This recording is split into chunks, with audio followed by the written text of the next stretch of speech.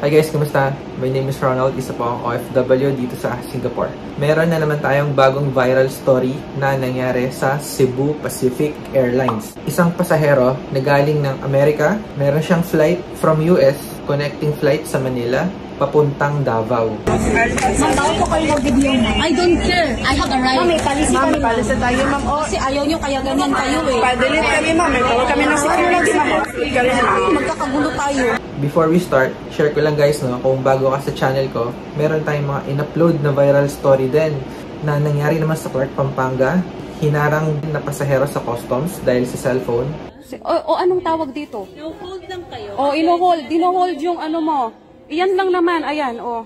And isang pasahero naman na na-late at ayaw pasakayan at siya pa ang galit. Hindi ka, gusto nila magbabayad pa kami. Magbabayad pa kami. 12 o'clock 11:30 dumating kami dito. Oh, pinabuhalan pa kami mag-vlog. You can check this out kung gusto nyo.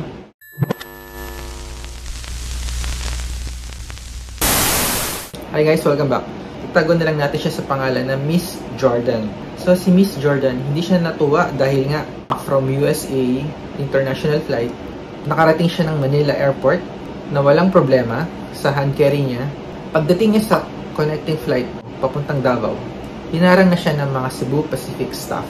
Kasi daw, malaki yung hand carry na dala niya. Gikan ko US miss ha. Wala ko'y problema. Tapos yung anak, pag-abot diri. Laro kaayo oversize. Ma'am, compare natin sa mga hand-carry luggage, ma'am, dako na gini mong bagahe. Magsukatan na lang kami para magkaibawaan. Ma'am, di na siya magkasya overhead bin. Even if you insist, ma'am, di gyapon ka pasugod sa cabin. Miss, two-way ticket ako from Manila and then connecting man ko no. So, gi-allowed man lagi na. Ma'am, di naman ma-justify ang transaction sa Manila, ma'am, ha? Ito yung sukat na inaalaw nila. 14 inches by 22 by 10 inches. Actually, meron din ngayon sa mga area bago ka makasakay ng aeroplano. Nakalagay din doon kung ilang inches yung pwede. Parehas naman mo ko. Ang hindi man mabantayan. Asa mo magdikan? Yes, ma'am. 23 hours pa akong biyahe. Di ka pa manggani nag-US. Wala manggani nag-question. Kaya naman, di naman na ma-justify mo kung siyang transaction sa passenger station ni mo, ma'am. Sige, magkasukatay na lang ta. Unsay ko anin nyo size dyan sa inyong hand carry. Magsukatay na lang ta. Ma'am, standard na ito, ma'am. Dili, magkuha mong size ninyo dito. Ma'am, huwag yun natin standard nga ano, ma'am. Bisan pag mo na-insist, ma'am, di yun na siya pwede dito, ma'am. Maharang yapon ka sa cabin ko, di yapon na dawatin mo bagahe. Ma-offload lang na, ma'am. Ma-upload man na. Ang parehas man nakadap-up. Habang tumatagal, no, medyo nagkakasagutan na sila ng Cebu Pacific staff. Ito nga yung claim niya na gamit niya, pasok naman daw sa 20 inches. And yung Cebu Pacific staff naman ay sinasabi malaki sa allowance or sa baggage policy. Bakit hindi sinukat ng Cebu Pacific staff?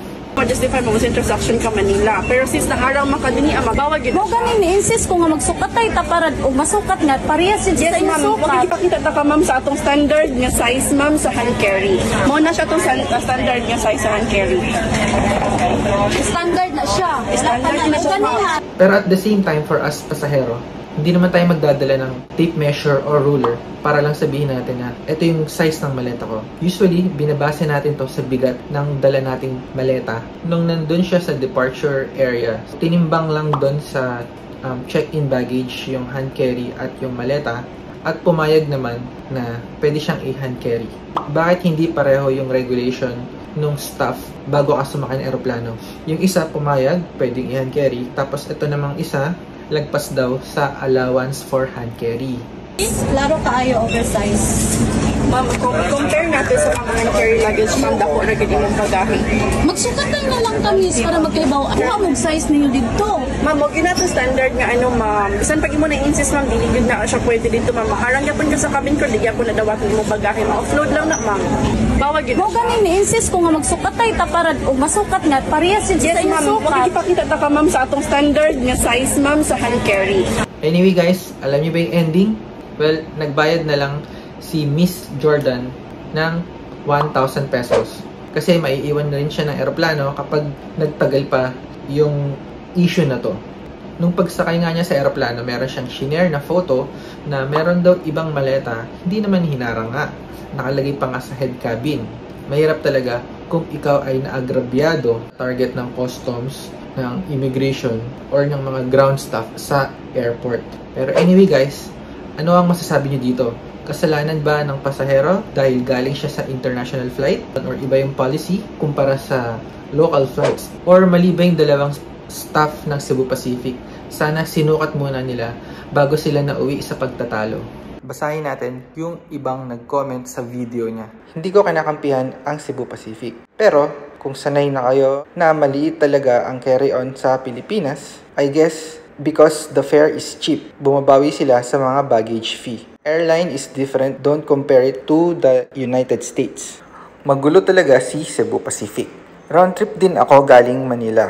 Hand carry ko, okay lang. But pagdating ng Cebu Pacific Airport, hand carry ko, excess baggage na, pinabayad ako ng 1,600. No choice kasi boarding time na, pangit ang rules. Kung meron kayong mga bad experience or anything about Cebu Pacific, you can share it in the comment section below. Yun lang guys, maraming salamat. Please support my channel. I will see you on my next video.